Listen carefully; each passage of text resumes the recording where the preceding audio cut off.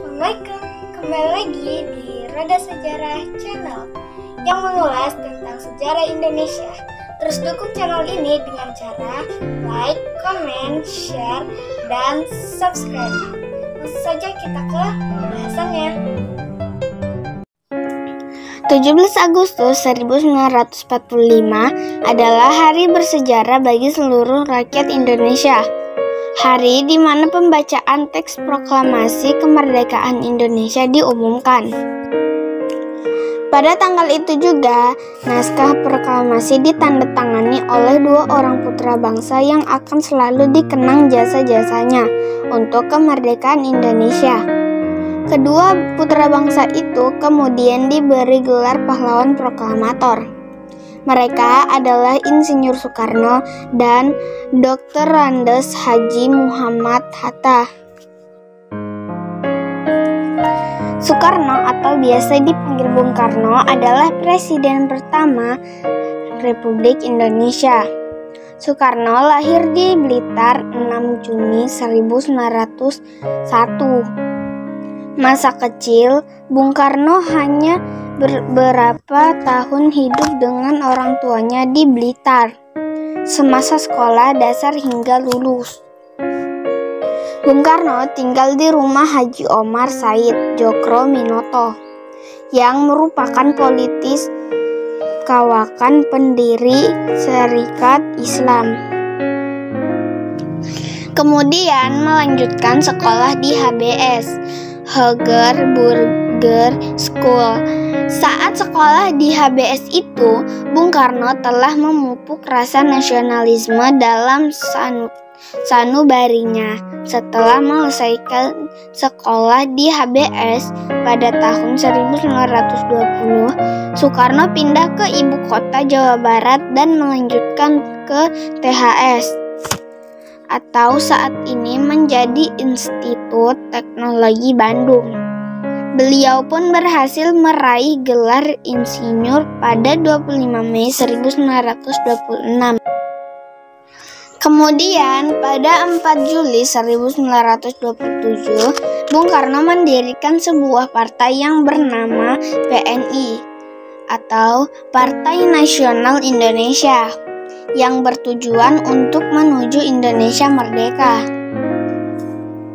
Kompeni yang tidak senang dengan pergerakan Bung Karno kemudian menangkap dan menjebloskan Bung Karno ke penjara Sukamiskin yang berada di Bandung pada 29 Desember 1929. Setelah 8 bulan di penjara, beliau baru disidangkan. Dalam pidato pembelaannya yang berjudul Indonesia Menggugat, Bung Karno menggambarkan tentang kondisi politik internasional dan keadaan rakyat Indonesia yang di bawah belenggu kolonialisme. Namun, karena pembelaannya membuat Belanda semakin marah sehingga pada Juli 1930, PNI dibubarkan. Dan setelah Bung Karno bebas pada tahun 1931, Bung Karno bergabung dengan Partindo dan sekaligus menjadi pemimpinnya. Akibat Bung Karno kembali ditangkap dan diasingkan ke ND Flores pada tahun 1933. Dan 4 tahun kemudian Soekarno dipindahkan ke Bengkulu. Setelah perjuangan yang panjang dan penuh kepahitan, perjuangan Bung Karno tidak sia-sia. Pada Agustus 1945, ia dan Bung Hatta juga bersama tokoh-tokoh proklamasi akhirnya menyusun naskah proklamasi dan dibacakan pada 17 Agustus 1945.